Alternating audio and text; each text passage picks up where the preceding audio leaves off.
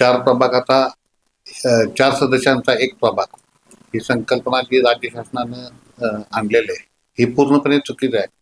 यामध्ये काय होणार आहे की सर्वसामान्य कार्यकर्ता किंवा सर्वसामान्य तळमळीचं जो काम करणारी व्यक्ती आहे त्याला एवढ्या मोठ्या प्रभागात नेतृत्व करणं चुकीचं होईल. आर्थिक गोष्टी तो खचला जाणार आहे आणि आता सध्याच्या ह्याच्यात की जरी चार सदस्यांचा एक प्रभाग केला तर सदस्यांची संख्या काय कमी होणार नाही आणि एवढ्या मोठ्या प्रभागात कोण कुठं काम करायचं कोण कुठं अंतर्गत वादविवाद होणार हे फक्त धोरण की पक्ष पातळीवर इलेक्शन व्हावी असं एक धोरण राज्य शासनानं एक डोळ्यासमोर हेतू ठेवून हे केलेलं आहे. ह्या 4 सदस्यांच्या प्रभागमध्ये ते शहराचं प्रचंड प्रमाणात नुकसान होईल असं माझं मत आहे.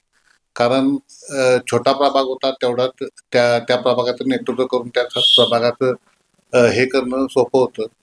आता महापालिकेचं आर्थिक बजेट हे करता आपण एवढ्या मोठ्या 25 ते 30 हजार माणसांचं नेतृत्व करताना वार्षिक ऐच्छिक बजेट महापालिका 5 लाख रुपये देते. 25,000 लोकांचं म्हणजे बेसिक गोष्टी आपण पुरवठा कराय 20-25 लाख रुपये कुठेही पुरणार नाही. त्यामुळं 4 सदस्यांचं जो प्रभाग केला आहे पूर्णपणे चुकीचा आहे.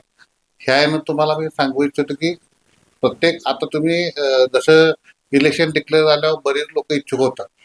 आता इलेक्शन डिक्लेअर झाली आपल्या शहरामध्ये एकही तुम्हाला बॅनर दिसला नाही की मी इच्छुक आहे म्हणून.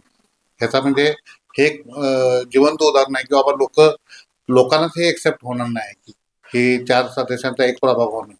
त्यामुळे किती चांगला नगरसेवक असला तर तो इच्छा व्यक्त करून झाली की मला उभा राहायचं आहे. एक भीती किंवा आर्थिक बाबीचा जो हे बघता तो थोडं कचवता लागला की बाबा आपण उभा राहायचं का नाही उभा राहायचं.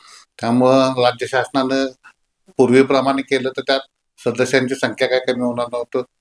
शहराचं नेतृत्व पूर्ण 80 किंवा 100 लोक जर 100 प्रभाग असतील तर 100 लोक करत तेवढी लोकसंख्या तेवढीच राहणार आहे. त्यात काही बदल होणार नाही. सदस्य पण तेवढेच राहणार आहे.